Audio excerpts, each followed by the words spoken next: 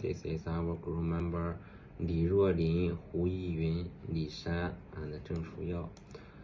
Today, let's quickly explore some important ideas about exchange rate receivable. First, fixable exchange rates. Some people say that worst researcher. Why? Because when exchange rates change a lot, money often moves around just to make quickly profit from quality price changes. Instead of going into building focus or developing new telegrams, fund flows into short-term trading. But remember, in global economic research do need to move around. The problem is when movements are just for quality money, not real economic growth. Next, it's not also bad. Sometimes you buy a cheap one and sell it when it's expensive. This helps keep exchange rate suitable.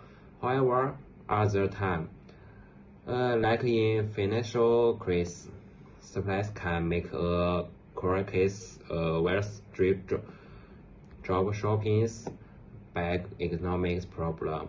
Finally, the idea often optimistically arises. A country is a good fit for such an areas if it can ensure more researchers like labor and compete with other computers in the areas, and if it trains a lot with others, he research more well, and open economic make showing creative work well. In short, exchange rate, receivable, and creating errors are also complex, but knowing their balance help us understand how the global economic work. Thank you, everyone. Price adjustment mechanisms. The first one is elastic price mechanisms cost principles. The cause of traditional price adjustment theories is to regulate import and exports through price elasticity. Leveraging market supplies, demand, and price fluctuations. Key mechanisms include: the first one is exchange rate flexibility. On the free floating exchange rates, currencies depreciations make domestic goods cheaper, boosting exports and curbing imports. Market-driven adjustment, what's meaning is price automatically adjustment to supply-demand imbalances, raising to support production and current consumptions when demand exceeds supplies, and falling to stimulate demand when supplies exceeds demand, restoring equilibrium. The second is automatic adjustment mechanism. Historical paradigm. The price space flows mechanisms during the gold standing eras operated as follows. The first one is trade deflate, imports more than exports. The gold outflows lead to reduced money supply and lead to domestic price fall and export costs drop. Import cost raise lead to deflate narrow. The second is trade surplus, exports more than imports. The gold inflows lead to expense money supplies lead to domestic price raise and export costs increase and important costs fall, supplies narrow. The next one is elasticity approach, machine learner conditions, core definition and mechanism. Definitions: when the sum of export price electricity and import price electricity is seized, currencies depreciation improve the balance of payment. Exports for the exports depreciation lower foreign price of domestic goods. High export electricity means quantities goods outpace price decline, boosting exports revenue. How about imports? depreciations, recent domestic price of imports, high import electricity means qualities reductions, excess price increased, cutting import expenditure. Next one is net effect. Combined, this narrow trade deflect application and prerequisites for floating exchange rates applicable to countries with markets determine exchange rates where depreciations directly impact trade price via rate fluctuations under flex rates. Government interventions and policy lag weakens effectiveness. Good day, everyone. Today I will be presenting on the concept of obsession approach and its practical application. To begin, the core idea of the obsession approach is the relationship between the balance of payments and national income. According to this approach, the balance of payments is equal to national income, meaning domestic apportion. Well, domestic apportion is made up of consumption, investment, and government spending. In terms of policy implications, the absorption approach suggests that reducing absorption can help adjust the economy. For instance, physical construction and increased saving can reduce absorption, improving the balance of payments.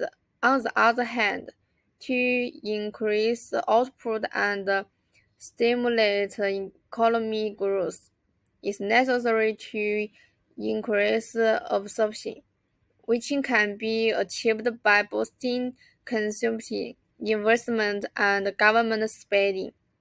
The applicability of the absorption approach usually requires countries to have separate policies tools and the coordination of physical and monetary policies. Next, we can see a case study comparing the United States and China. This table contrasts the two countries in terms of their character accountant, exchange rate policies, adjust strangers, and reserve policies. Regarding the current accountant, the United States has a defect, while China has a surplus. In terms of exchange rates, the United States operates with a free-floating exchange rate, while China uses a measured float. For adjustment strangers, the United States relies on market adjustment and capital inflows, while China focuses on placing intervention and export promotion. Finally, on reserving policy, the U.S. has low preserving accumulation, whereas China has a high reserving accumulation. This case study helps us understand how the absorption approach can be applied differently across the various countries, depending on their policy choice and macroeconomic environments. That's all. Thank you. Hi everyone, today I will briefly walk you through the policy implication and conclusion of our topic on global economy adjustments. Policy implication. Let's begin with exchange rate policy. This is a key tool in managing trade imbalance. A floating exchange rate adjusts automatically when a country face a trade deficit is increasing trends to a depression, making exports cheaper and more competitive. This flexibility helps economies correct themselves over time. On the other hand, a fixed exchange rate provides greater stability, which is helpful for investor confidence, but it limits a country's policy flexibility and requires large foreign reserves to defend the right. So, it is a trade-off between stability and adjustability. Now, let's move on the policy accreditation. This is about how governments manage demand through fiscal and monetary policy. Fiscal policies such as reducing government spending or raising taxes helps lower domestic demand. Monetary policy, like raising interest rates, can slow down borrowing and spending. When these two policies are used together, their effects are stronger and more sustainable. It is a case of better together.